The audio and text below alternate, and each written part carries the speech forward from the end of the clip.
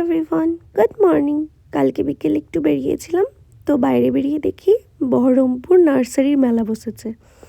তো আমি দেখে জাস্ট ওকে বলেছি, আর ও বলছে না না যেতেই হবে, ভেতরে ঢুকে দেখে আসি। আমি বলছি আমার কিন্তু কোনো গাছ কিনবো না। তো বলছে না কিনবো না, শুধু দেখবো। ভেতরে গিয়ে তো আমারও খুব ভালো লাগছিলো, এত সুন্দর সুন্দর সবজি ফুল, দারুণ লাগছিল।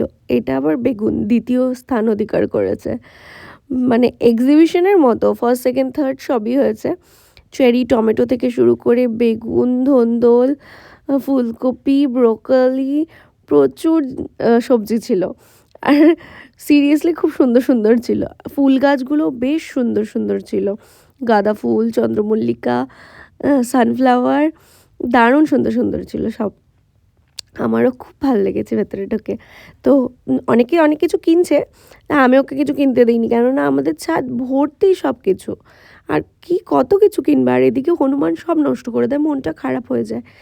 তো তোমাদের কেমন লাগলো অবশ্যই কমেন্ট করে জানিও।